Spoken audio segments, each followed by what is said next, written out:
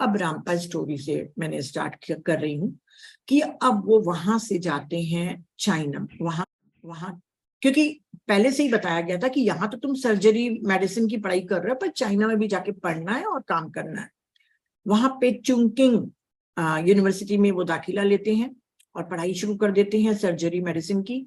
उसके बाद इनको लहासा बुलाया जाता है क्योंकि दलाई लामा की डेथ होने वाली है, तो ये उनके रिचुअल्स में जाते हैं, डेथ हो जाती है, फिर रिचुअल्स वगैरह करके फिर वापस चीन जाते हैं और वहां पर पढ़ाई शुरू कर देते हैं। वहां पर क्या होता है कि चीनी लोग ने उनको जेल सेवा दे दी थी, महिलाओं की जेल सेवा में, कि साइकोलॉजिकली प्रॉब्लम होता है, यहाँ कोई इंजर्ड हो जाती हैं लेडीज और ये सब, तो तुम उनकी ट्रीटमेंट करना। वहां पे जब काम कर रहे थे तब जापानी लोग का अटैक हुआ, क्योंकि तब जापान चाइना पे अटैक कर रहा था, ये उस समय की बात है। फिर जापानी लोग इनको पकड़ लेते हैं। वहां पे भी इनको बहुत मारा पीटा जाता है, बहुत टॉर्चर किया जाता है। उसके बाद, मैं बहुत शॉर्ट में बता रही हूँ, बहुत लंबा है। फिर उसके बाद ये ले देकर भागकर रशिया भागते हैं। फिर रशिया में भी इनको बंदी बना लिया जाता है और बहुत बहुत टॉर्चर किया जाता है। तब मिंगया डोंडुक इनके साथ एक्चुअली हमेशा बात करते थे, तो और उनको बोलते हैं कि हम मदद की पूरी कोशिश कर रहे हैं, तुम नहीं मरोगे रामपा, तुम्हारा पृथ्वी पर काम नहीं हुआ है। और वहां पर रशिया में उनको इतना मारा जाता है कि उनके जगह जगह की हड्डियां टूट जाती हैं। इनको ऑपरेशन थिएटर में ले जाया गया है और इनकी सर्जरी हो रही है। इनकी कई 3-4 हड्डियां टूट गई हैं, गले वगैरह में कुछ कुछ लग गया है, बहुत बहुत वर्णन है। और ये इनकी एस्ट्रल बॉडी बाहर निकल के अपने आप को ऑपरेशन थिएटर में देख रही है। अब इनसे पूछते हैं इनके मिंग्यार वगैरह कि देखिए, अगर अब तुम्हारा शरीर तो जीर्ण हो गया है, हमने इंग्लैंड में एक शरीर को ढूंढ लिया है और जिसका मालिक शरीर छोड़ने के लिए तैयार है, तुम उसके शरीर में प्रवेश करके अपना बाकी बचा हुआ काम कर सकते हो। तो रामपा एकदम डर जाते हैं कि मैं क्यों जाऊंगा उसके शरीर में। तो उसके टीचर बोलते हैं कि क्यों, तुम अपनी ट्रेनिंग भूल गए हो? शरीर सिर्फ एक पोशाक के समान है और 7 साल गुजर जाने के बाद वो शरीर तुम्हारा हो जाएगा, उसका एक एक अणु तुम्हारा होगा। अगर तुमको नहीं पसंद है दूसरे शरीर में जाना, तो तुम अभी इस स्पष्ट चेतना, अभी जो तुम्हारी कॉन्शियसनेस है, एस्ट्रली तो हो तुम, अभी ऑपरेशन थिएटर में मर जाओगे, तुम अभी स्पष्ट चेतना के साथ हमारे साथ चलो और रहो, ठीक है? और यदि जाओगे, चाहते हो कि मैं दूसरी बॉडी को में एंटर करूं, तो जाओगे जरूर, पर मैं तुमको चेतावनी दे रहा हूं कि अभी वो समय नहीं आया है वॉक इन का। यहाँ पे ट्रांसमाइग्रेशन बोलते हैं, ट्रांसमाइग्रेशन का टाइम नहीं आया है, टाइम लगेगा, पर उस समय तक तुमको पृथ्वी पर और मुसीबतें झेलनी पड़ेंगी। अब तुम सोच लो तुमको क्या करना है। और ये एग्री हो जाते हैं कि ठीक है, जब मैंने इतना सब कुछ सह लिया है तो मैं और थोड़ा सा सह के एक दूसरी बॉडी में जाके मानवता के लिए काम करूंगा। 2 हफ्ते तक के उनको हॉस्पिटल में ऑपरेशन सक्सेसफुल हो जाता है, क्योंकि अब उन्होंने तो मरना कैंसिल कर दिया है ना, तो अब जीवन मिल गया उनको। तो 2 हफ्ते हॉस्पिटल में रहने के बाद उनको छुट्टी मिल जाती है और छुट्टी देते समय डॉक्टर्स कहते हैं कि सिर्फ 3 हफ्ते का टाइम है, आपको रशिया छोड़कर जाना होगा। अब वो पूरी तरीके से स्वस्थ नहीं हुए हैं और 3 हफ्ते के अंदर उनको रशिया छोड़ना है। प्लास्टर वगैरह काट दिए गए थे अब तक के। अब ये फिर चेकोस्लोवाकिया जाते हैं, फिर वेनिस में जाके आराम करते हैं, फिर जर्मनी जाते हैं, वहां काम करते हैं, पैसे जमा करते हैं, बहुत बहुत सी चीजें में है। फ्रांस में प्रवेश के लिए वो बहुत ट्राई करते हैं, फिर आखिर ले देके फ्रांस तक के पहुंचते हैं। अब उनको न्यूयॉर्क जाना है शिप के पास, और उन्होंने काम करके ना $100 कमा लिए थे। वहां पर क्या होता है कि अब न्यूयॉर्क से इंग्लैंड जाना है उनको, तो वहां पर एक नीग्रो कपल रहता है, उनकी ये मदद करते हैं, उनकी जान बचाते हैं नीग्रो कपल की। तो नीग्रो कपल बहुत गरीब था, इनको अपने घर में ना शरण देते हैं कि जब तक कि तुमको वीजा वगैरह पूरा क्लियर नहीं हो जाता तुम हमारे साथ ही रहो और हमारे घर में मेहमान बन के रखोगे, हम जो खिलाएंगे खाना पड़ेगा। तो खाते रहते हैं वहीं पर। तो वो रामपा अपने पैसे देना चाहते हैं कि वो $100 जो मैंने कमाए, क्योंकि किसी फ्रेंड से उन्होंने टिकट मंगा लिया था न्यूयॉर्क से इंडिया जाने तक के। पहले न्यूयॉर्क जाऊंगा फिर इंडिया जाऊंगा, ऐसे मंगा लिए थे टिकट, उनके फ्रेंड ने दे दिया था। तो बोलती है मेरे पैसे तुम ले लो। तो वो नेग्रो कपल बोलता है कि नहीं, हम नहीं लेंगे, आप हमको जो आनंद दियो वही बहुत है, बस हमको प्रेयर करना सिखा दे। तो इतना सुंदर, मैं इतनी कहानी इसलिए बता रही हूँ क्योंकि वो प्रेयर का इतना सुंदर सेंटेंस बोले हैं कि जब भी प्रेयर करना है तो आप अपने, जैसे हम हैंड्स करते हैं ना, वो पूरे समय यही बोलेंगे, यू फॉर एवर में भी पूरे टाइम बोलेंगे। ये हम अपने अंदर के सर्किट को लॉक कर देते हैं और आंखें बंद करके अपने ही हायर सेल्फ से आपको करनी है। 1 बार करो, 3 बार करो, 5 बार करो, पर स्पष्ट रूप से जो चीज चाहिए अपने हायर सेल्फ से मंगो। कोई गाइडेंस चाहिए, कुछ भी चीज चाहिए, और एकदम पूरे फेथ के साथ। क्योंकि जब आप शांत मुद्रा में जब बैठते हैं और कुछ बात करते हैं तो आपका सिल्वर कॉर्ड आपके हायर सेल्फ तक के वो मैसेज पहुंच जाता है, वो बहरा नहीं है, सुनेगा। समझ गए? इसलिए मैंने बताया। प्रेयर के बारे में पूछते हैं, थॉट फॉर्म के बारे में पूछते हैं, फिर उसको विदा करते हैं, फिर वो न्यूयॉर्क जाते हैं, न्यूयॉर्क से भारत आते हैं, फिर कलिंगपोंग जाते हैं भारत के, फिर वहां से तिब्बत होते हुए लहासा के पास एक पर्वत के एक छोटे से घर में छुप कर रहते हैं। क्यों रहते हैं? अपने लहासा अपने क्यों नहीं जा रहा है मोनेस्ट्री? क्योंकि उस समय तक के चीनी सेना ने आक्रमण कर दिया था और पूरे जगह हाहाकारी मच गई थी। वहां जाके उसको पता चलता है कि वहां पर पेट्स पालना अलाउड ही नहीं है, अपराध है। इसके पहले तक तो वो बिल्ली वगैरह सब पालते थे। तो बोलते हैं तो मेरी बिल्ली कहाँ गई जो मैं पालता था?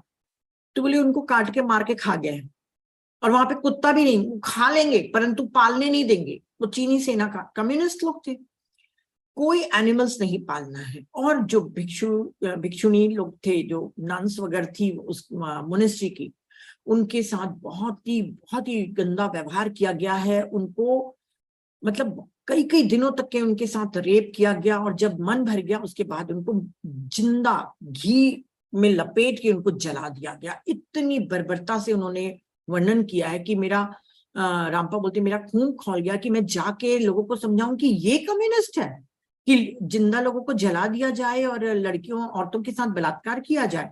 पर चलिए, उस समय तक तो वो बेचारे छुप के वहीं पे बैठे हुए थे। अब सबसे इम्पोर्टेंट, माय गॉड, अब मैं कैसे बोलूं, बहुत टाइम हो रहा अभी भी। अब इनको वॉक इन करना है। अब वॉक इन करने का टाइम आ रहा है क्योंकि वहां पे छुप कर बैठे हुए हैं, और अब टाइम आते जा रहा है। और एस्ट्रल ट्रेवल करके उनको देखना है उस आदमी का जिसका नाम सिरिल हेनरी हॉस्किन है, जिसकी बॉडी में उनके आकाशिक रिकॉर्ड को देखना है। वो जानना चाहते थे कि मैं जिसके बॉडी में घुस रहा हूँ वो आदमी है कैसा। आकाशिक रिकॉर्ड में जैसे जाके देखते हैं, किसी लामा के साथ जाके, कोई एक लामा थे, बूढ़े लामा, इनको लेके जाते हैं। हेनरी हॉस्किन का जैसे आकाशिक रिकॉर्ड खुलता है तो उसमें अभी आता है मैरिड। तो बोलते हैं ओ माय गॉड, मैं तो ब्रह्मचारी हूँ और ये तो मैरिड है, अब इसके शरीर में घुसूंगा तो मैं इसकी वाइफ के साथ कैसे रहूंगा। तो उसके साथ जो बूढ़े लामा थे वो बोले जब आपको ये डायरेक्शन दिया जा रहा है ना हायर से, भाई जो मिंग्यार और बाकी लोग कर रहे हैं वो भी जानते हैं कि हेनरी मैरिड है, क्या तुम नहीं देखी हो कि हमारे कई मोनेस्ट्री में भिक्षु और भिक्षुणी एक साथ रहते हैं, और इसमें क्या है। और सब पता कर लिए हैं, और मैंने भी पता कर लिया, वो हस्बैंड वाइफ भाई बहन के समान ही रहते हैं, तुमको ज्यादा प्रॉब्लम नहीं जाएगी। और लाइफ में तो हर जगह चैलेंजेस हैं, आपको तो इतना चैलेंज लेना ही पड़ेगा। ठीक है भाई, अब पूरा अच्छे से देख लेते हैं अपना आकाशिक रिकॉर्ड, और मान भी जाते हैं कि ठीक है उसकी वाइफ के साथ मैं रह लूंगा। अब लंदन में भी उस समय युद्ध चल रहा है। इनके हर बुक में युद्ध के बारे में, क्योंकि जो काल में जो लेखक रहेगा वो युद्ध के बारे में तो बहुत बोलेगा। जैसे टॉरकॉम पूरे समय वार के बारे में बोलेंगे, ये भी पूरे समय वॉर के बारे में। हमारे जब पे वॉर नहीं है ना तो हमको लगता है इतना युद्ध क्यों करते, पर वो उस समय गुजर रहे थे। तो बोले वहां लंदन में भी युद्ध था, बेरोजगारी थी। अब हेनरी प्लम्बर है, बेरोजगार है, उसके पास कोई काम नहीं, भूखा प्यासा एकदम अपनी लाइफ से त्रस्त हो चुका है वो, है ना। और लामा बताते हैं कि ट्रांसमाइग्रेशन बहुत जल्दी करना पड़ेगा, कहीं ऐसा नहीं हो कि वो हेनरी हमारे पहुंचने के पहले ही सुसाइड कर ले। अब जल्दी जल्दी उनको मिलने जाना है, अब आकाशिक रिकॉर्ड देख लिए पर उसको पर्सनली भी मिलना है कि वो कैसा है क्या है। अब पूरा टाइम नोट करते हैं कि तिब्बत में इस समय सवेरे रहेगी तो वहां पे रात रहेगी, लंदन में तो हम रात को जाके मिलेंगे ताकि वो सोया रहे और वो अकेला सोता है रूम में और हम जाके मिल लेंगे, पूरा तय हो जाता है। अब दोनों जनों का ये एस्ट्रली लामा, अभी बॉडी उनकी तिब्बत में ही है ना, लामा की रामपा की और उनके लामा की, पर वो दोनों एस्ट्रली लंदन जाते हैं, उसके घर को देखते हैं, उसके रूम में जाते हैं, उसको उठाते हैं। फिर वो बहुत अच्छे से वर्णन किया हुआ है, शॉर्ट में बता रही हूँ। आखिर उठ के आते हैं, उसकी एस्ट्रल बॉडी निकलती है सिरिल की और बोलते हैं कि अच्छा तुम हो, तुम मेरी शरीर लोगे, तुम जानते किसको हो, तुम तिब्बत में रहते हो, यहाँ लंदन में मेरी बॉडी को लोगे, मैं इतने लोगों को जानता हूँ, तो मैं बेरोजगार हूँ, तुम क्या कर लोगे यहाँ पे, तुम तो किसी को जानते भी नहीं हो, ठीक है देखो तुम क्या कर सकते हो। तो जो बूढ़ा लामा था उसको चिल्लाते बोलता, तुमको मालूम नहीं तुम किससे बात कर रहे हो, तुम जितना मूर्ख हो ना, यही गुस्से के कारण ही तुमको नौकरी नहीं मिल रही है, जो गुस्से में तुम बोल रहे हो कि मैं अपनी जिंदगी से घृणा करता हूँ, बेरोजगारी से घृणा करता हूँ, ऐसे वैसे सब बोल रहे थे ना काफी कुछ, बोले इसीलिए तेरे को नौकरी नहीं मिलती है। फिर ठीक है, अब बात करते हैं, रामपा और हेनरी दोनों की एस्ट्रल बॉडी बात कर रही है। तो रामपा उनको बोलते हैं कि मेरे जबड़ों में कुछ खराबी है, मैं तुम्हारा शरीर लूंगा तो मुझे अपने जबड़ों की, क्योंकि धीरे धीरे मेरा 7 साल में पूरा बॉडी वैसे ही बन जाएगी ना तुम्हारी इसकी, तो मेरे जबड़ों की आकृति तुमसे डिफरेंट रहेगी, तो तुम दाढ़ी बढ़ाओ। तुम बढ़ाओगे, तो बोलता है हेनरी बोलता है ठीक है मैं बढ़ा दूंगा। और फिर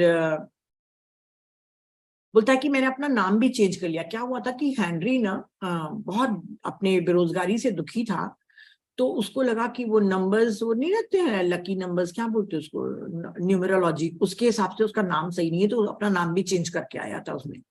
रामपा नहीं रखा था, कुछ और रखा था, क्वाइनसन करके लिखा था। और इसको ना तिब्बती नाम रखा था, कोई चीनी ही नाम रखा था। वो बोलता है सिरिल कि मैं पूरे समय सपने देखता था चाइना के, तिब्बत के, और मेरे को अट्रैक्शन था वहां का, मुझे नहीं मालूम क्यों था, और मैंने ना नाम भी चेंज कर लिया। तो रामपा बोलते हैं हाँ हाँ मैं जानता हूँ, तुम्हारे आकाशिक रिकॉर्ड को पढ़ के मैं समझ गया हूँ तुमने नाम चेंज किया, पर ये नाम मैं नहीं रखूंगा, मैं अपना दूसरा नाम ही रखूंगा, और 1 महीने के बाद हम ट्रांसमाइग्रेशन करेंगे। और पर 1 महीने बाद जब होगा, उसके पहले मुझे बताओ कि तुमको ये सब कैसे हुआ, क्योंकि जब मैं तुम्हारी बॉडी में घुसूंगा और मैं तुम्हारे बदले में काम करूंगा, तो मुझे मालूम होना चाहिए कि तुम्हारी और कैसे बातचीत हुई थी ये बॉडी को देने की। तो सिरिल बताता है कि बहुत बेरोजगार था, उसको ऊपर फोटोग्राफी का बहुत शौक था, और वहां पर एक रोज क्रोफ्ट थेम्स डिटन एक जगह है सुंदर सी, वहां पे घर है बहुत सुंदर था, आगे और पीछे गार्डन है, और वहां पे मैं जाके गार्डन की सफाई वगैरह करता था, बहुत सुंदर था। और मैं एक दिन वहां पे एक उल्लू रहता था पेड़ में, मैं उसकी फोटोग्राफी में उल्लू का फोटो खींचना चाहता था। तो एक दिन मैं पेड़ पर चढ़ा कैमरे को सेट करते हुए, तो उल्लू आगे आगे जा रहा था, मैं टहनी से आगे आगे जा रहा था, और कैमरा को सेट करते हुए मैंने देखा नहीं कि टहनी कमजोर है, और मैं नीचे गिर गया, और जैसे नीचे गिरा तो मेरे सर पे चोट लगी और मैं बेहोश हो गया, और थोड़ी देर के बाद मेरी एस्ट्रल बॉडी मेरी मेन बॉडी के ऊपर तैर रही है। बोले मैं घबरा गया, और कि मर तो नहीं गया हूं मैं। फिर उसी समय मेरे को एक केसरिया, मतलब वही सैफ्रॉन कलर के कपड़ों में एक तिब्बती लामा अपने पास आते हुए दिखे, और जब वो आए तो बोले घबराओ मत, तुम्हें कुछ नहीं हुआ है। बोली वो जो लैंग्वेज बोल रहे थे, लिप्स नहीं हो रही थी, एक तो मैं तिब्बतियन भाषा जानता हूँ, परंतु उनकी बात मुझे पूरी समझ में आ रही थी, होंठ नहीं हिल रहे पर मैं समझ रहा था। तो तिब्बती लामा ने बताया कि मैं तुमसे टेलीपैथी में बात कर रहा हूँ, और तुमको बताना चाहता हूँ कि मैं जानता हूँ कि तुम्हारे को इस पृथ्वी से विदा लेना है और लेना चाहते हो, तो क्या तुम अपना शरीर हमारे एक पर्सन के लिए देना पसंद करोगे, जो तुम्हारे शरीर में प्रवेश करेगा और तुम चले जाना। तो बोलता मैं क्यों, क्या मेरी प्रॉपर्टी है क्या, तो मैं ऐसी बांट दूंगा, मैं क्यों दूंगा, मैं नहीं, मैं मैं अपनी बॉडी नहीं दूंगा। बोले फिर सिरिल बोलता है कि मैं अपनी बॉडी में घुसने की कोशिश करने लग गया।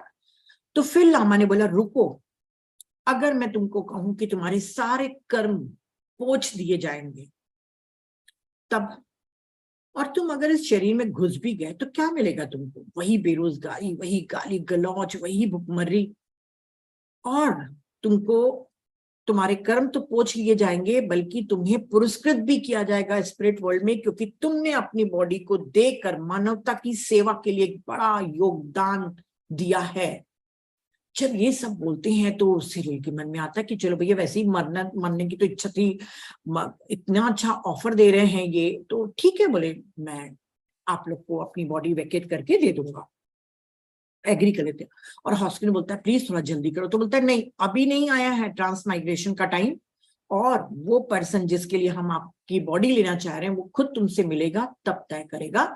मुझे ऐसा बताया गया था, सिरिल रामपा को बताते हैं, और मैं आपका वेट कर रहा था कि कब आप आके मेरे से मिलो और हमारा एक्सचेंज हो बॉडी का। बोले ठीक है, और 1 महीने के बाद मिलेंगे, तुम दाढ़ी बढ़ा लेना। और रामपा अपने उस लामा के साथ तिब्बत वापस लौट जाते हैं, मतलब उनकी एस्ट्रल बॉडी तिब्बत में चली जाती है। 1 महीना बहुत अच्छे से आराम करते हैं रामपा, क्योंकि बहुत बड़ी काम करने के लिए जाना था, किसी दूसरे की बॉडी में घुसना। देखिए, एस्ट्रल ट्रेवल करना एक अलग बात है, पर किसी की बॉडी के अंदर घुसना मजाक नहीं है, वॉक इन। तो फिर बोले उस समय मेरी इच्छा हुई कि बैठे बैठे मैं चाकपुरी चले जाऊं, मैं जहाँ पे पढ़ा लिखा हूँ। तो वहां पे इतनी सेना का अत्याचार हो रहा था, मैं कमजोर भी हो गया था कि मुझे चाकपुरी भी नहीं जाने दिए। मैं चुपचाप से घर में बैठ के आराम करते रहा। और मिंग्यार पूरे समय इनको एस्ट्रल, मैं हर जगह नहीं बता रही, मिंग्यार इनसे पूरे टाइम एस्ट्रल ट्रेवल में बात करते थे, और उसको बोलते थे कि देखिए, बुराई की शक्ति है, हमको अच्छे काम करने को, पूरा करने को रोकेगी। काफी विरोध और आरोप आपको झेलने पड़ेंगे, पर ये तुम्हारा अंतिम जन्म रहेगा रामपा। और जब आप उस नए बॉडी को जो ग्रहण करोगे, उसको जब छोड़ दोगे तो फिर परमानेंट हमारे पास वापस आ जाओगे। और जब दूसरी शरीर में जाओगे तो जो जो भी तुम्हारे पास साइकी पावर्स है ना, मेटाफिजिकल पावर्स हैं, वो न कम होंगी न खत्म होंगी, बिल्कुल ज्यों की त्यों रहेंगे, और वापस लौट आओगे, हम इंतजार करेंगे। तो अब प्रोसेस शुरू होती है ट्रांसमाइग्रेशन का। 3 लामास लेके जाना है हमको, क्योंकि वॉकिंग के टाइम में भी हम कहते हैं ना कि ये बहुत बड़ी प्रोसेस होती है। तो 3 लामा के साथ ये जाते हैं वहां पर सिरिल के पास, और बताया जाता है कि एक लामा उसमें से सिरिल की सिल्वर कॉर्ड को काटेगा और रामपा की सिल्वर कॉर्ड को काट के इस पे जोड़ देगा, और इसकी सिरिल की आत्मा को अपने स्पिरिट वर्ल्ड में भेज दिया जाएगा। अब प्रोसेस शुरू करने के लिए जब तीनों लामा पहुंचते हैं, 3 लामा हैं उनके साथ, प्रधान लामा है ना, और रामपा। हॉस्किन को कहा जाता है कि पिछले बार जैसे गिरे थे ना, उससे ज्यादा तेजी से गिरना है, क्योंकि तुम्हारा सिल्वर कॉर्ड बुरी तरह से तुम्हारे बॉडी के साथ गुथा हुआ है, कड़ाई से चिपका हुआ है। तो जोर से गिरना है इस बार तुमको, ताकि हमारे को सिल्वर कॉर्ड काटने में आसानी जाए। ठीक है, और हॉस्किन जब प्रोसेस करता है, जोर से गिरता है। बोले जब वो गिरता है, एक पूरा वर्णन किया है बहुत सुंदर तरीके से, ऐसे लगता है कि पूरा अस्तित्व रुक गया है।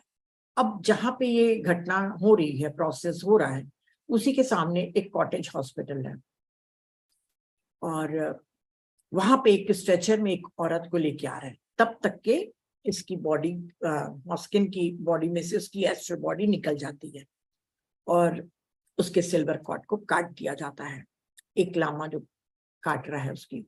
तो हॉस्किन मजाक में बोलता है कि देखो, वो हॉस्पिटल जा रही है और मैं फ्रीडम की तरफ जा रहा हूँ, क्योंकि अब वो स्पिरिट वर्ल्ड में जा रहे हैं। फिर उसको भेज दिया जाता है, और इसकी सिल्वर कॉर्ड को जब जोड़ते हैं और इनको प्रवेश करने के लिए कहा जाता है रामपा को, तो बहुत ही सुंदरता से वर्णन है कि मेरे लिए बहुत दर्दनाक अनुभव था। वैसे भी कहते हैं बर्थ में भी जब गर्भ में आती है ना आत्मा, तब भी उसके लिए बहुत दर्दनाक अनुभव होता है, क्योंकि वो इतनी विशाल एक छोटे से गर्भ में जब जाती है।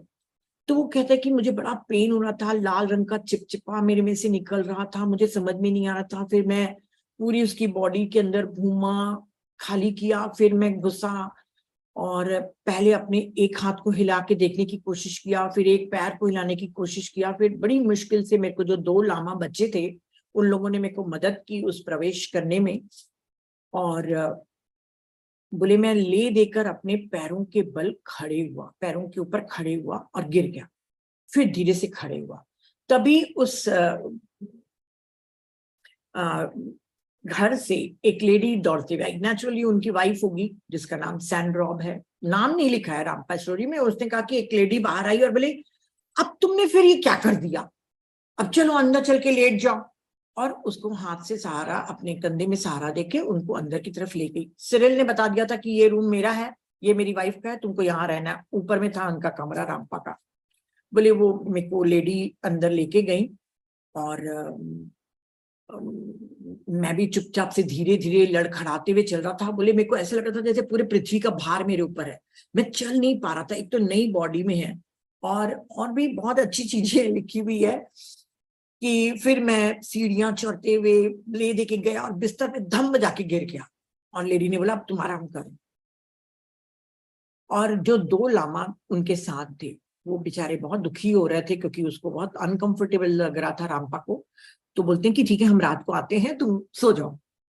ये सो जाते हैं। तो ये रात को आते हैं दोनों लामा और बोलते हैं कि अब ये दुखी है, अब भाई बॉडी में घुस गया अपनी बॉडी को छोड़ के, है ना। हर एक को अपनी बॉडी से प्यार तो रहता है ना, वहां पे भी तो काम कर सकते थे अगर चीनी से ना अलाउ करती। तो वो दोनों लामा आके उनको सांत्वना देते कि नहीं नहीं तुम मत करो, तुम घबराओ मत, तुम्हारी डेड बॉडी को स्टोन कॉफिन में बहुत अच्छे से रखा गया है और अब तुम एस्ट्रल ट्रेवल और आसानी से कर सकोगे। ऐसे करके ना उसको रिझाते हैं बहुत, और हमेशा के लिए तुम्हारी लाश को, मतलब डेड बॉडी को रखा गया है। अब 3 दिन उनको आराम करना रहता है। 3 दिन में ये बताते हैं कि मैं जब पहली बार बोला तो मेरे को लगा वोकल कॉर्ड्स तो उसके नहीं थे, बड़ा अनजाना अपरिचित मोटी आवाज निकली, और मैं जा को चा बोलता था, जोन को चोन बोलता था, क्योंकि वो चाइना के थे तो उनकी टंग वैसे रहती। बोले फिर मैंने प्रैक्टिस किया कि पहले मैं वो शब्द को मन में धीरे से बोलूं, फिर अपने मुख से बाहर निकालूं, और बोले मैं अपने हाथ पैरों को भी मूवमेंट्स करने के लिए ट्रेन करने लग गया। तो कितने बार मेरे हाथ पैर कहना ही नहीं मानते थे कि अब हिलो, बोलता था तो नहीं हिलते थे। बहुत प्यारे तरीके से लिखा है कि 3 दिन तक के मुझे लगा, और 3 दिन के बाद वो लेडी आके मेरे को बोलती कि रोजगार दफ्तर जाओ, एम्प्लॉयमेंट ऑफिस जाओ। बोले मैं बोला ये पागल हो गई है कि मुझे कहाँ भेज रही है, और साइकिल थमा दी। बोले अब साइकिल में जाओ। बोले मैं वैसे ही चलने में इतनी मुश्किल से चल रहा हूँ और मुझे साइकिल में भेज रही है वो। बोले ले दी कि मैं साइकिल में चला, थोड़ी दूर चला और जाके मैं गिर गया क्योंकि मैं बैलेंस नहीं कर पा रहा था। तो एक लेडी मेरे को बोलती कि पुलिस को बुलाने का मन हो रहा है, तुम शराब पी के अभी सवेरे सवेरे चला रहे हो ना। बोले फिर ले दे के मैं एम्प्लॉयमेंट ऑफिस पहुंचा, पर उसको खारिज कर दिया गया, अभी भी उसको नहीं मिलेंगे।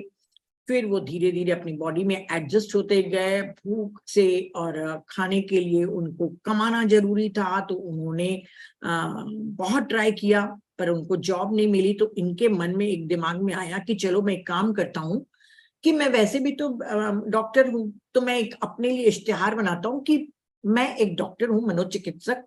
भाई ऑरा से लेके साइकोमेट्री हर चीज तो आता ही है। मैं कोई भी मनोचिकित्सीय सेवा के लिए मुझे मेरे साथ संपर्क करे, मैं डॉक्टर हूं पर ब्रिटेन में रजिस्टर्ड नहीं हूं। ऐसे करके इश्तिहार दिए तो उसको थोड़ा बहुत पैसे आने लग गए, खाने पीने के लिए काम होने लग गया। अब ये बूढ़े होते जा रहे हैं, रोज रात को तिब्बत एस्ट्रल ट्रैवल करते थे और वीकेंड्स में बहुत ट्रैवल करते थे क्योंकि उस समय उसकी वाइफ उसको नहीं उठाती थी। अच्छा, सिरिल ने इनको बताया था कि मेरी वाइफ को मैंने बता दिया कि मैं शरीर छोड़ के जाऊंगा, और बूढ़े होते जा रहे थे। फिर उनको एक मेडिसिन वाली कंपनी में काम मिल गया, पार्ट टाइम जॉब। अब रोज रात को ये अपना एस्ट्रल ट्रेवल कर रहे हैं। फिर एक छोटी सी बिल्ली लेके आते हैं, सियामी बिल्ली, उसका नाम रखते हैं लेडी कुई। बहुत इंपॉर्टेंट है ना। अब इसके बाद एक और बिल्ली पालेंगे, वो दोनों बिल्लियां इनकी लाइफ में सबसे ज्यादा इंपॉर्टेंट रोल करेंगी। फिर अपने एक फ्रेंड के जरिए एक आदमी से मिलते हैं जो किसी पब्लिशर में, एकदम शॉर्ट में बता रही हूँ कि ये बहुत काम करते हैं पिक्चर्स साफ करने के, ये वो करते करते आखिर में एक आदमी इनको एक ऐसे आदमी के पास लेके जाता है जो पब्लिशर है। वो अपनी जो मेटाफिजिक्स की जो नॉलेज वगैरह लिखते थे ना, वो ऑरा वगैरह का, वो सब उनको देता है पढ़ने के लिए। तो वो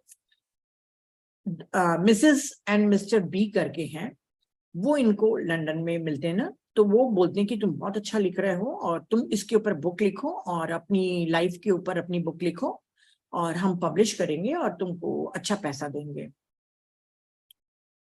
अब ये अपनी जो सिरिल के पास जो टाइपराइटर था वो टूटा फूटा था, उसको रिपेयर करके लिखने बैठ जाते हैं और ये बोलते हैं कि मैं लिखना, मेरे को नफरत है लिखने से, इसीलिए मैं थोड़ा जल्दी जल्दी लिखता हूँ। बोले फटाफट 28 पेज का एक चैप्टर बनाया और जाके मैंने दे दिया उनको, अपने पब्लिशर को। उनको बहुत पसंद आया और दोनों मेरा बहुत केयर करते थे। फिर जल्दी जल्दी मैं बुक लिखने लग गया और बहुत सारी मुश्किलें आती रही, इनकी तबीयत खराब होती रही बुक लिखने के दौरान, और ले देकर उन्होंने पूरी बुक कंप्लीट करी जिसका नाम है द थर्ड आई, जिसके बारे में 17 ईयर्स तक के मैंने आपको बताया। मोस्ट पॉपुलर, सबसे ज्यादा पढ़ी गई बुक यही है उनकी, और यू फॉरएवर, ये दोनों बहुत ज्यादा फेमस है इनकी। तो फिर उन्होंने बुक कंप्लीट करी और बुक ने तहलका मचा दिया। इस समय क्या हुआ, इनको हार्ट अटैक आया, थ्रोम्बोसिस, कोरोनी थ्रोम्बोसिस वगैरह बीमारी हुई, तबीयत खराब हो गई।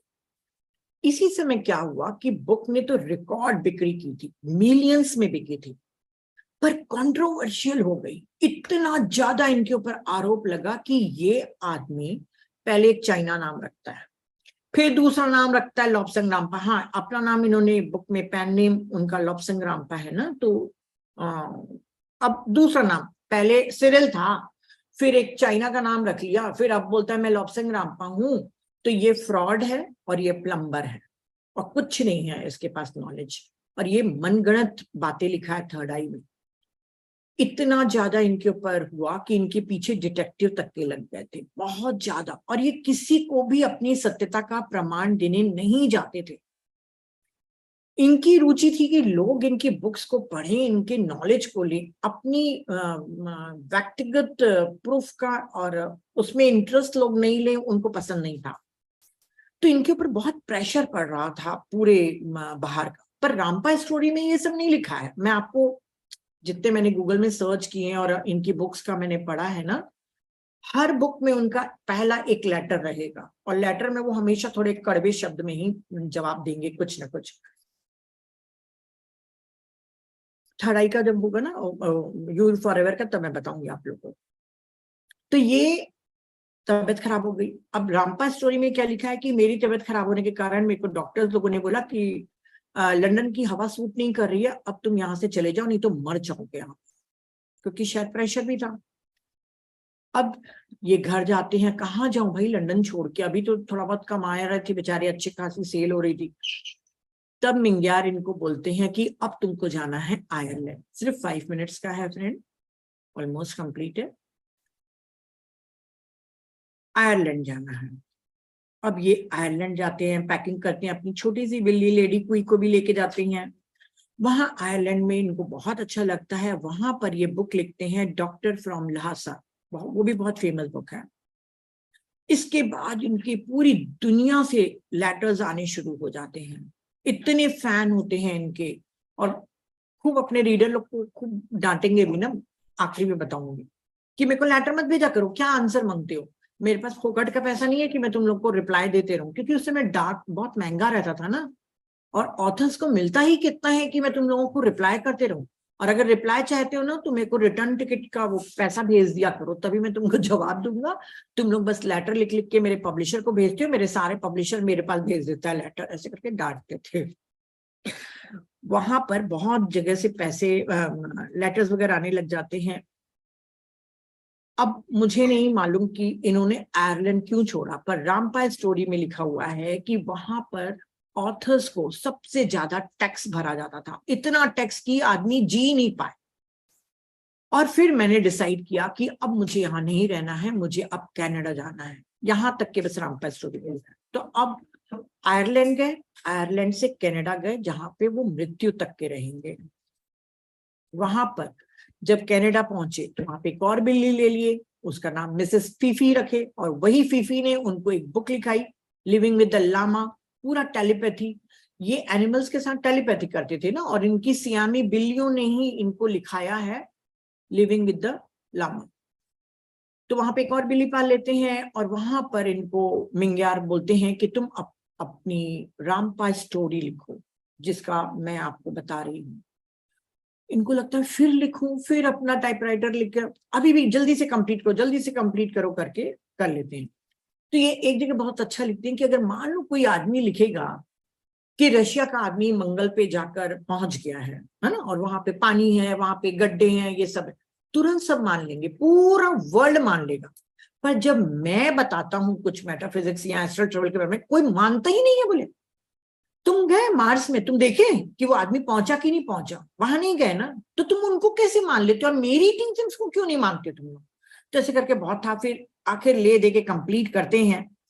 तब तक के चाइना ने तिब्बत पे आक्रमण कर लिया था ताकि इंडिया को कब्जे में ले सकें। ऐसे करके वो अपनी स्टोरी को एंड करते हैं, रामपा स्टोरी को, कि अब मैं यहाँ पे एंड कर रहा हूँ इस रामपा स्टोरी को, और चाइना पे अटैक कर रहा है तिब्बत पे, फिर इंडिया को कब्जे में लेना चाहता है। तो यहाँ पर उनकी एंड होती है। फिर मैं बता दूं कि जो थर्ड आई थी वो 1956 में लिखी गई, 59 में डॉक्टर फ्रॉम लहासा, 1960 में द रामपा स्टोरी लिखी गई, 64 में जो बिल्लियों ने इनको कहानियां लिखाई थी, लिविंग विद द लामा, 65 में यू फॉर एवर लिखी गई, और इसके अलावा the saffron drop, the hermit, candle light, Twilight, बहुत बहुत सारी बुक्स, 19 बुक्स इन्होंने लिखी। अब इनके ऊपर पूरी जिंदगी हमेशा आरोप ही लगते रहे कि ये झूठ बोल रहा है, ये कोई ट्रांसमाइग्रेशन का केस नहीं है, और कंट्रोवर्सी में इनके पीछे डिटेक्टिव भी लगा दिए गए, और कुछ तिब्बतियन लोग थे जो इनसे मिलना चाहते थे, 17 लोग का ग्रुप था, पर रामपा एक बार भी नहीं मिले। उन्होंने कहा कि या तो बोला जाता था कि मेरी तबीयत खराब है, या मौन में चले गए हैं, या मेडिटेशन में, कुछ भी ऐसे करके नहीं मिलने दिया गया, क्योंकि वो कभी भी अपने को सत्य कि मैं लॉब्संग रामपा, उसने ये नहीं बोला कि मैं सिरिल के रूप में पैदा हुआ हूँ, मतलब